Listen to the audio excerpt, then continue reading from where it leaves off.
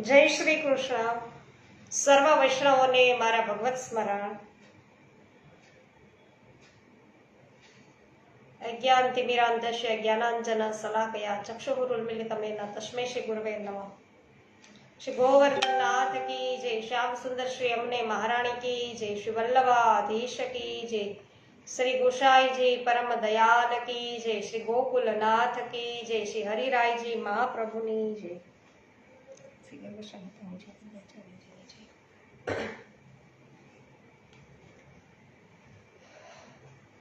વૈષ્ણવો, શ્રી ગર્ગ સંહિતા અને વિશ્વજીત ખંડ આજે અધ્યાય છે 43મો લેવાના છીએ. કાંતાબેન કોઠડિયા ઉપસ્થિત થઈ ચૂક્યા છે. જય શ્રી કૃષ્ણ કાંતાબેન, આપનું સ્વાગત છે. સર્વ વૈષ્ણવોને આજે વામન જયંતીની ખૂબ ખૂબ મંગલ બધાઈ. શ્રી નારદજી બોલ્યા, હે રાજન, આ પ્રકારે ભાદ્રસ્વ પર્વ વર્ષ પર વિજય મેળવી અને હરિ યાદવ સૈનિકોની સાથે ઈલાવૃત વર્ષ ગયા. તો અહીંયા વિજય ક્યાં મેળવ્યો છે? ભદ્રાશ્વ વર્ષ પર અને ઈલાવૃત વર્ષ પર હવે ગયા છે. હે મિથિલેશ્વર, ઈલાવૃત વર્ષમાં જ રત્નમય શિખરોથી સુશોભિત દેવતાઓના નિવાસ સ્થાન, દીપ્તિમાન સુવર્ણમય પર્વત ગિરિરાજાધિરાજ સુમેરુ છે, જે ભૂમંડળ રૂપી કમળની કર્ણિકાના સમાન શોભા પામે છે.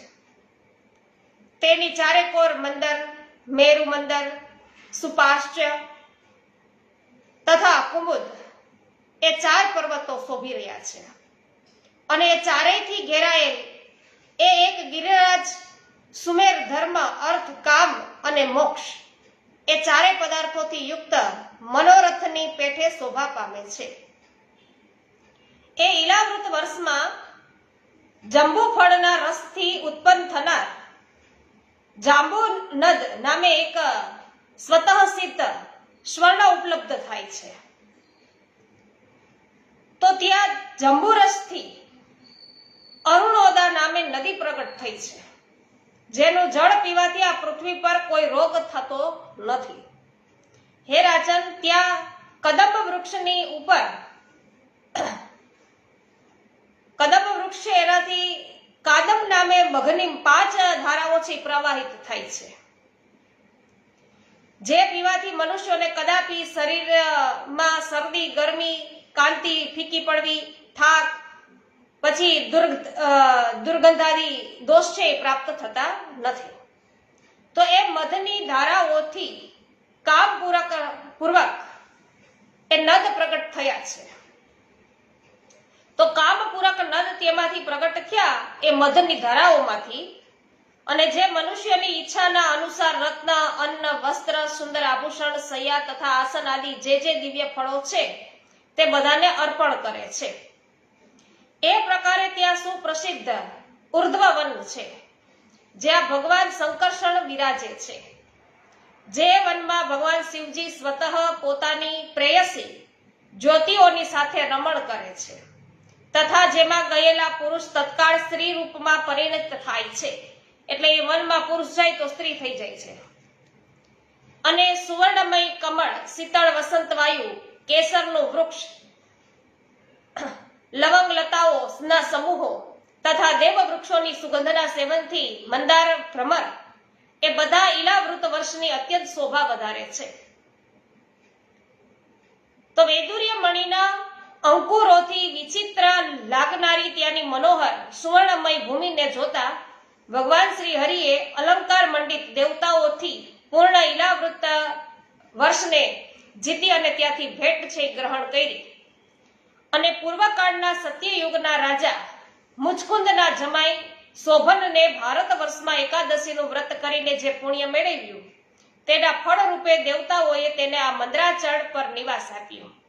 આજે પણ તે રાજકુમાર કુબેરની પેઠે રાણી ચંદ્રભાગાની સાથે ત્યાં રાજ્ય કરે છે. હે મિથિલેશ્વર, એ પરમ સુંદર શોભન ભેટ લઈને દેવપ્રવર ભગવાન શ્રી કૃષ્ણની સામે આવ્યા.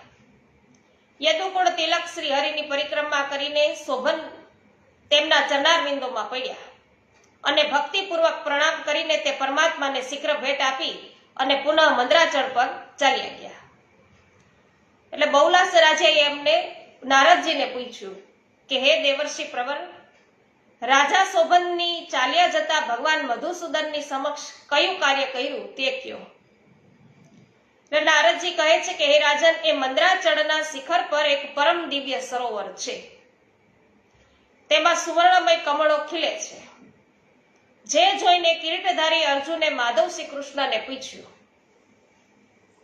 તો અર્જુન છે એ પ્રભુને પૂછી રહ્યા છે કે હે દેવકી નંદન, સુવર્ણમય લતાઓ અને સુવર્ણમય કમળોથી વ્યાપ્ત આ અદ્ભુત કુંડ કોનો છે એ મને કહો.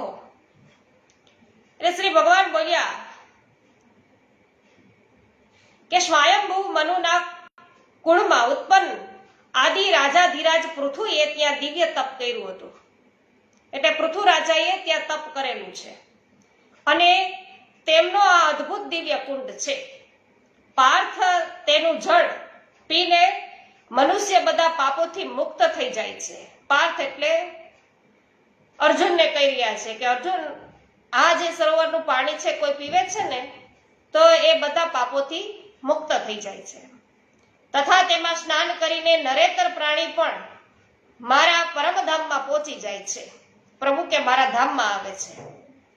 એટલે શ્રી નારદજી બોલ્યા છે કે હે રાજન, એ સાક્ષાત ભગવાને એક તપોભૂમિમાં પદાર્પણ કર્યું, જ્યાં સદા આઠેય સિદ્ધિઓ મૂર્તિમતી થઈને નૃત્ય કરે છે.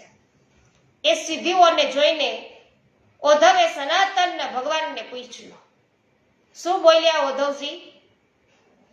કે હે ભગવાન, મંદરાચળની પાસે આ કોની ભૂમિ છે? હે પ્રભુ, અહીં કઈ સ્ત્રીઓ મૂર્તિમતી થઈને વિરાજે છે? કૃપા કરીને એ કહો. એટલે શ્રી ભગવાન બોલ્યા કે હે ઉદ્ધવ, અહીં પૂર્વકાળમાં સ્વયંભૂ મનુએ તપ કર્યું હતું અને તેમની આ સુંદર તપોભૂમિ છે જે આજે પણ કલ્યાણકારી છે. અહીં નારી રૂપણ ધારીણી આઠેય સિદ્ધિઓ સદાય વિદ્યમાન રહે છે. અહીં જે કોઈ પણ આવી જાય તેને પણ આઠેય સિદ્ધિઓ પ્રાપ્ત થાય છે. અહીં પરવાડ એટલે કે થોડીક જ વાર જો કોઈ તપશ્ચર્યા કરે તો થોડીક વાર પણ તપશ્ચર્યા કરીને માનવ છે દેવત્વ પ્રાપ્ત કરે છે. ચતુર્મુખ બ્રહ્માજી પણ આ તપોભૂમિના મહાત્મ્યનું વર્ણન કરવામાં સમર્થ નથી. એટલે શ્રી નારદજી બોલ્યા કે હે રાજન, આમ કહી ભગવાન શ્રી કૃષ્ણ પોતાની સેનાથી ઘેરાયેલા અને વારંવાર દુંદુભી વગાડતા તેઓ અત્યંત ઉત્કટ પ્રદેશોમાં ગયા, જ્યાં પૂર્વકાળમાં હિરણ્યકશ્યપુ દૈત્યએ તપ કર્યું હતું અને જ્યાં લીલાવતી નામે એક સુવર્ણ નગરી છે. એ લીલાવતીના સ્વામી સાક્ષાત વિતિહોત્ર નામધારી અગ્નિ છે, જે ઉત્તમ વ્રતનું પાલન કરતા નિત્ય મૂર્તિમાન થઈ અને રાજ્ય કરે છે. તે ધનંજય દેવે પણ પરમ પુરુષ પરમાત્મા શ્રી કૃષ્ણચંદ્રને ભેટ આપી અને તેમની ઉત્તમ સ્તુતિ કરી. તો આ પ્રકારે સમગ્ર ઇલાવૃત વર્ષનું દર્શન કરતા દેવાધિદેવ ભગવાન શ્રી કૃષ્ણ વેદનગરમાં ગયા અને જે જંબુદ્વીપનું એક મનોરમ સ્થાન છે તે નગરમાં ભગવાન વેદ નિગમ મૂર્તિમાન થઈને દેખાય છે અને તેમની સભામાં હંમેશા વીણા, પુસ્તક ધારિણી, વાગ દેવતા વાણી સરસ્વતી સુંદર અને મંગળના અધિષ્ઠાનભૂત શ્રી કૃષ્ણ ચરિત્રનું ગાન કરે છે. હે નરેશ્વર, ઉર્વશી અને વિપ્રચિતિ આદિ અપ્સરાઓ ત્યાં નૃત્ય કરે છે અને આપના હાવભાવ તથા કટાક્ષો દ્વારા વેદેશ્વરને રીઝવતી રહે છે. હું વિશ્વાસુ, તુંબરુ, સુદર્શન તથા ચિત્રરથ આ સર્વ લોકો વેણુ, વીણા, મૃદંગ અને મયુરષ્ટિ આદિ કાવ્યોને ખડતાલ અને દુદુંબીની સાથે વિધિવત વગાડતા રહે છે. તો હે નરેશ્વર, ત્યાં રસ્વ, દીર્ઘ, પ્લુત, ઉદાત, અનુદાત, સ્વરિત, સાનુનાસિક અને નિર્નુનાસિક આ 18 ભેદોની સાથે સ્તુતિઓ છે ગાવામાં આવે છે. હે નરેશ્વર, વેદપુરમાં 8 તાલ, સપ્ત સ્વરો અને 3 ગ્રામ મૂર્તિમાન થઈ અને વિરાજી રહ્યા છે. વેદનગરમાં રાગ રાગિણીઓ એ પણ મૂર્તિમતી થઈ અને નિવાસ કરે છે. ભૈરવ, મેઘમલ્હાર, દીપક, માલકોશ, શ્રીરાગ અને હિંડોલ એ બધા રાગો બતાવાય છે. અને તેની 5 સ્ત્રીઓ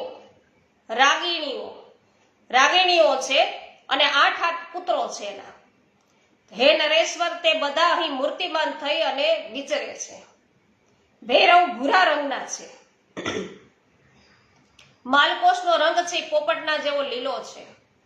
મેઘમલ્હારની કાંતિ છે એ મોરના સમાન છે અને દીપકનો રંગ સુવર્ણ સમાન છે તથા શ્રીરાગ છે એ અરુણ રંગનો છે. હે મિથિલેશ્વર, હિંદોલનો રંગ છે એ દિવ્ય હંસના સમાન શોભે છે. બહુલાશે પૂછ્યું કે હે મુનિશ્રેષ્ઠ, તાલ, સ્વર, ગ્રામ અને નૃત્ય એના કયા કયા ભેદ છે? એ બધાના નામનો ઉલ્લેખપૂર્વક વર્ણન કરવાની કૃપા કરો. એટલે નારદજી કહે છે કે હે રાજન, રૂપક, ચરચરિક, પરમઠ, વિરાટ, કર્મઠ, મલ્લક, જટિક અને ઝુટા એ 8 તાલ છે. હે રાજન, નિષાદ, ઋષભ, ગાંધાર, ષડજ, મધ્યમ, દૈવત તથા પંચમ એને સપ્ત સ્વર કહેવામાં આવે છે. રાસ, તાંડવ, નાટ્ય, ગંધર્વ, કિન્નર, વિદ્યાધર, કૌહક અને આપસરસ. તો આપસરસ એ 8 નૃત્યના ભેદ છે. એ બધા 10 હાવભાવ અને અનુભવોથી યુક્ત છે. તો સ્વરોના બોધ કરાવનારા પદ સારે ગમ પધની એ પ્રમાણે છે.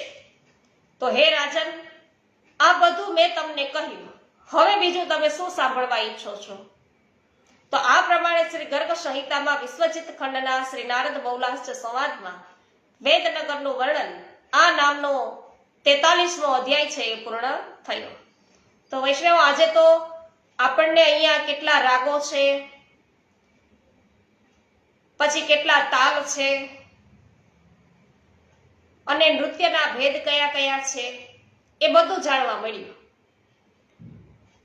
તો જે હાર્મોનિયમ બજાવતા હોય એને ખબર છે કે સારે ગમ પધની એ સ્વરો છે, એ સ્વરોના બોધ કરાવનારા છે. અને જે તબલા વાદક હોય એ તાલ વિશે જાણતા હોય છે.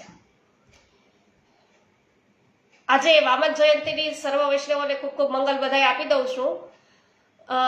જયંતિલાલભાઈ પેશીવાડિયા આપનું સ્વાગત છે અને કંચનબેન પટેલ આપનું પણ સ્વાગત છે. હસમુખભાઈ સાવલિયા સ્વાગત છે. નૂતનબેન જાવિયા આપનું સ્વાગત. કુંદનબેન પરમાર સ્વાગત છે. વિનોદભાઈ વાછાણી સ્વાગત છે. વિનોદભાઈ ગજર આપનું સ્વાગત છે. ભાવનાબેન ગજર સ્વાગત છે. પાવતીબેન ઠુમર સ્વાગત છે. જયશ્રીબેન પટેલ સ્વાગત છે. ધનજીભાઈ ગદેસરિયા આપનું દામજીભાઈ ગદેસરિયા સ્વાગત છે. જોશનાબેન ધનેશા આપનું સ્વાગત છે. શિલ્પાબેન લુણાગરિયા, જગદીશભાઈ લુણાગરિયા સ્વાગત છે. માધુરીબેન મિશ્રી, હંસાબેન પટેલ, પરસોત્તમભાઈ ભાલોડિયા સર્વનું સ્વાગત કરું છું. જય હો હેમાબેન. મહેશભાઈ વસોયા, મુકેશભાઈ અગેરા, પરસોત્તમભાઈ કણઝારિયા, શોભનાબેન પટેલ, હેમાબેન ગુજરાતી સર્વ વૈષ્ણવોનું સ્વાગત છે. મનીષાબેન અઘેરા આપનું પણ સ્વાગત છે.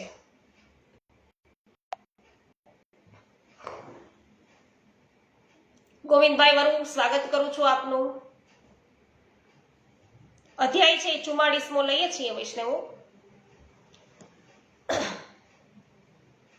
બહુલાશ રાજાએ પૂછ્યું છે કે હે દેવર્ષે, રાગિણીની વાત આવી એટલે પૂછ્યું કે રાગિણીઓ અને રાજપુત્રોના નામ મને કયો.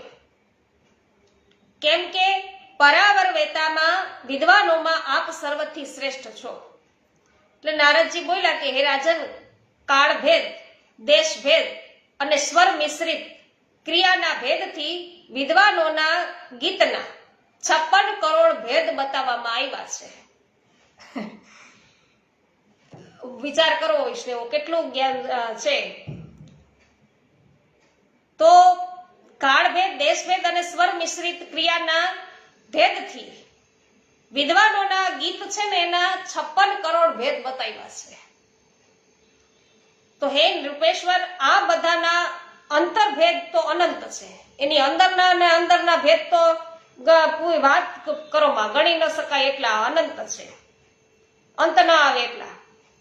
તો આનંદ સ્વરૂપ જે શબ્દ બ્રહ્મમય શ્રી હરિ છે, આનંદમય સ્વરૂપ જે શબ્દ છે ને વૈષ્ણવ, એ તો શ્રી હરિ છે ને એટલો સરસ આનંદમય શબ્દ છે.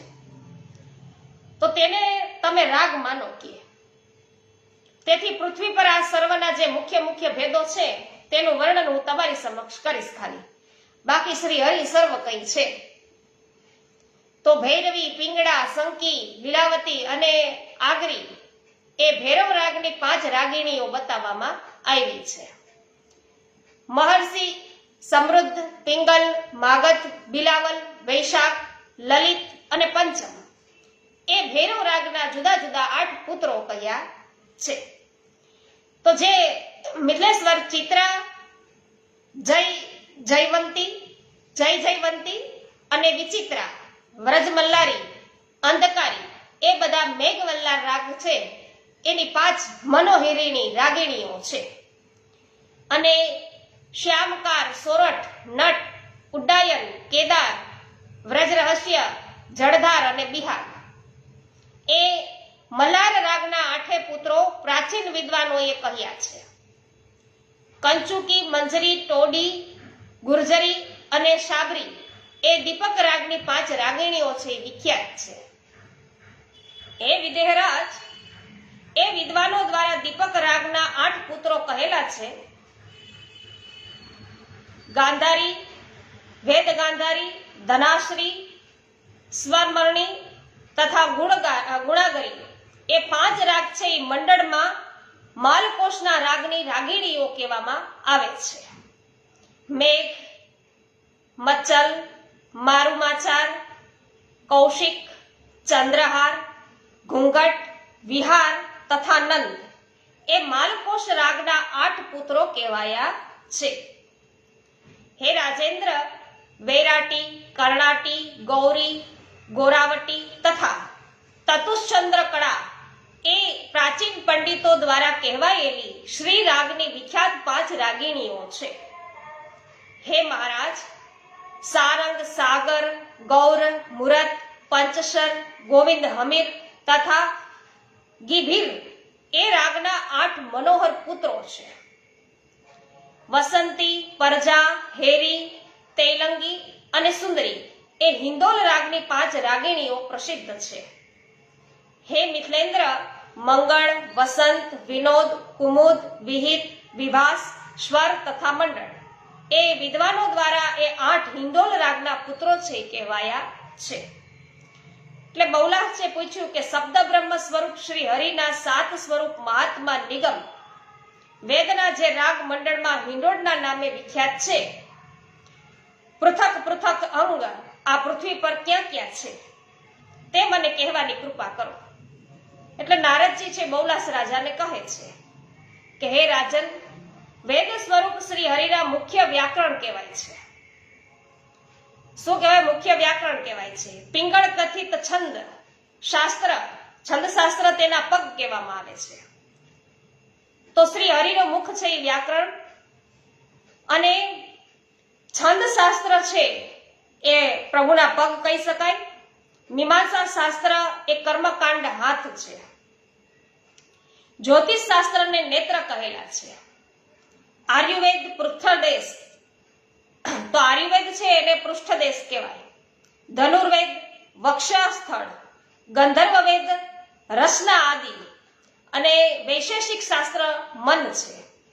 તો સાંખ્ય બુદ્ધિ અને ન્યાયવાદ અહંકાર અને વેદાંત છે મહાત્મા વેદનું ચિત્ત છે. તો વેદાંત છે એ મહાત્માનું વેદનું ચિત્ત છે.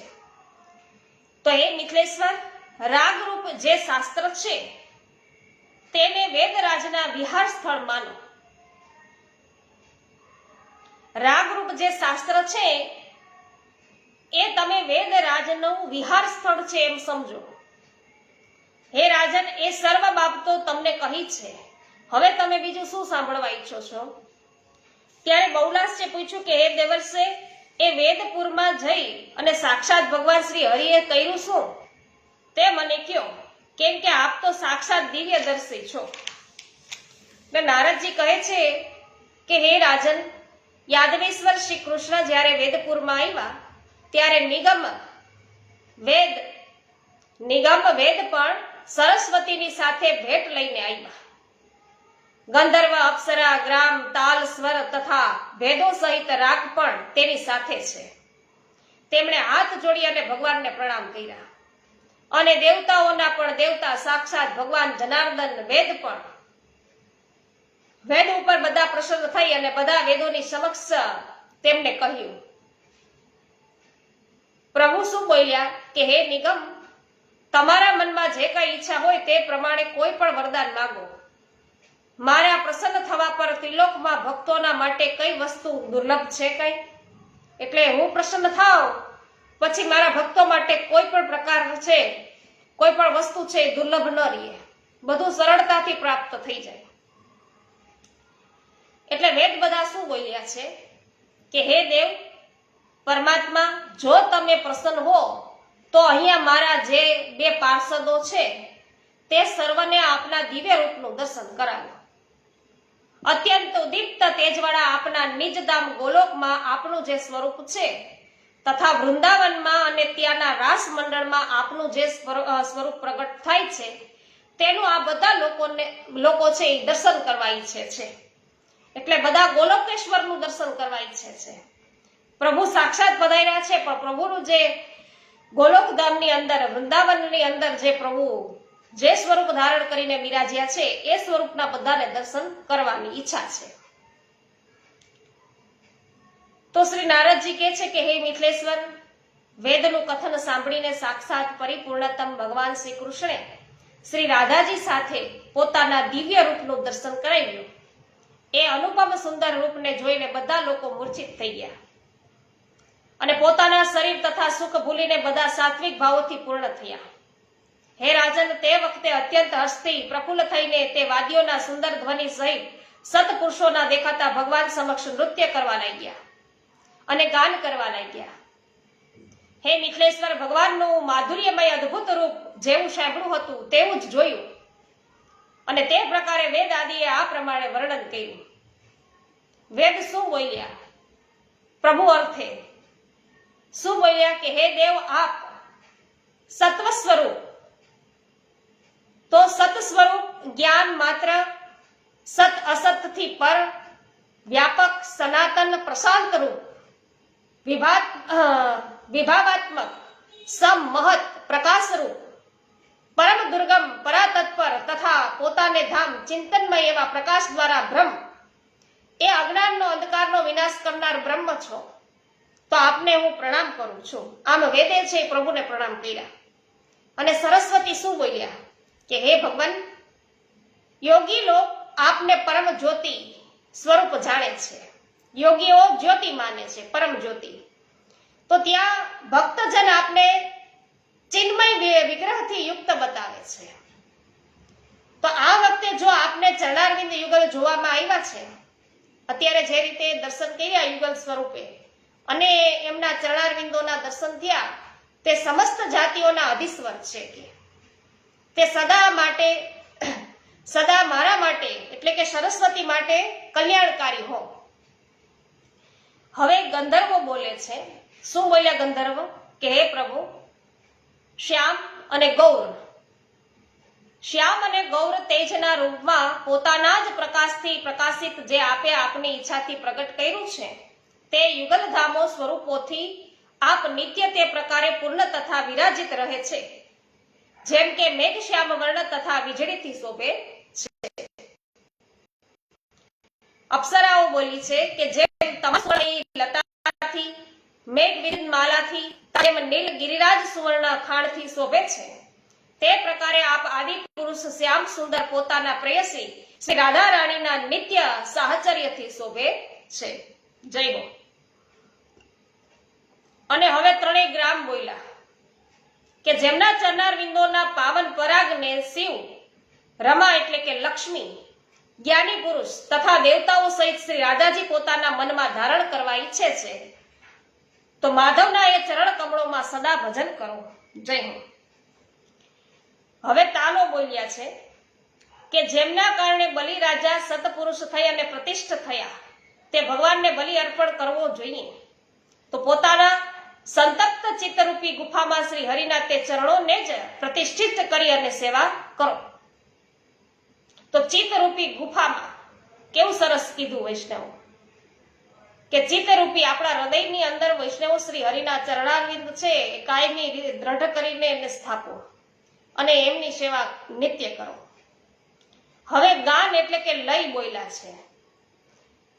સંતજન જેમનું શરણ લઈ અને દુઃખ શોકને ફેંકી દે છે એટલે કે પ્રભુનું શરણ જેને મળે છે એ પછી એને કોઈ દુઃખ છે એની પાસે આવી શકતા નથી, એ તો દુઃખ બધા છે જતા રહે છે એને ફેંકી દે છે.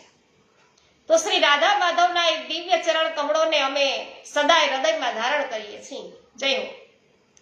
હવે સ્વર બોલ્યા છે કે જે શરદ ઋતુના પ્રફુલ્લ પંકજની શોભાને અત્યંત તિરસ્કૃત કરી દે છે, મુનિરૂપી ભ્રમર જેનું આસ્વાદન કરે છે, જે વજ્ર, કમળ અને શંખ આદિના ચિહ્નોથી શોભે છે, જેના પર સુવર્ણના નુપુર ચમકી રહ્યા છે તથા જેમણે પોતાના ભક્તોના વિચિત્ર તપોનું ઉન્મૂલન કરી દીધું છે, શ્રી રાધા વલ્લભના તે ચંચળ ધૃતિશાળી યુગલ ચરણા બિંદોને હું હૃદયમાં ધારણ કરું છું. તો આ પ્રકારે વૈષ્ણવો બધા છે એ પ્રભુના ચરણ કમળોને હૃદયમાં ધારણ કરે છે. તો અહીંયા કોણે કોણે પ્રભુની સ્તુતિ કરી? વેદે, સરસ્વતીજીએ, ગંધર્વે, અપ્સરાઓએ, 3 ગ્રામે અને તાલો, ગાન એટલે લય છે ઈ લય બોલ્યા. તો આ પ્રકારે બધાએ વૈષ્ણવો પ્રભુની સ્તુતિ કરી અને આ પ્રમાણે શ્રી ગર્ગ સંહિતામાં વિશ્વજીત ખંડના નારદ બહુલાચ સમાજમાં વેદાદિના દ્વારા કરાયેલી સ્તુતિનું વર્ણન આ 44 અધ્યાય પૂર્ણ થયું. લાલ કી જય. વિનોદભાઈ જય હો, હેમાબેન જય હો, ચંદ્રિકાબેન વેકરિયા આપનું સ્વાગત છે, કાંતાબેન જય હો, અર્જનભાઈ કડછા આપનું સ્વાગત છે, ગોપાલભાઈ ઘુમલિયા સ્વાગત છે, કાંતાબેન ઘુમલિયા સ્વાગત છે, હેમાબેન આભાર આપનો, અરવિંદભાઈ ભંડેરી સ્વાગત છે, જયાબેન ઘોડાસરા, શાંતિભાઈ ઘોડાસરા સ્વાગત કરું છું, ગીતાબેન ગજેરા આપનું પણ સ્વાગત છે, જીલભાઈ ભાલાડા સ્વાગત છે, ગિરધરભાઈ પટેલ આપનું સ્વાગત છે, જય હો, પોસ્ટ શેર કરવા બદલ આભાર, હસુબેન પટેલ આપનું સ્વાગત છે, કિશોરભાઈ પરમાર આપનું સ્વાગત કરું છું, રંજનબેન લુણાગરિયા સ્વાગત છે, ગોવિંદભાઈ વરુ સ્વાગત છે આપનું, હસમુખભાઈ ચાવલિયા સ્વાગત છે, રંજનબેન કમાણી સ્વાગત છે, જયશ્રીબેન પટેલ આપનું પણ સ્વાગત છે.